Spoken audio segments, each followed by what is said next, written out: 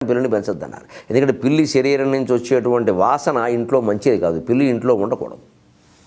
అదేదో దారిని అది వచ్చి తిరిగి వెళ్ళిపోతుంది. వెళ్ళిపోనే వాళ్ళు తప్ప ఇక దాన్ని మంచాల మీద ఎక్కించుకుని కంచాల మీద ఎక్కించుకుని వెర్రివేషాలు వేయకూడదు. కుక్కల విషయం కూడా అంతే. అతిగా చేస్తున్నారు బాగా.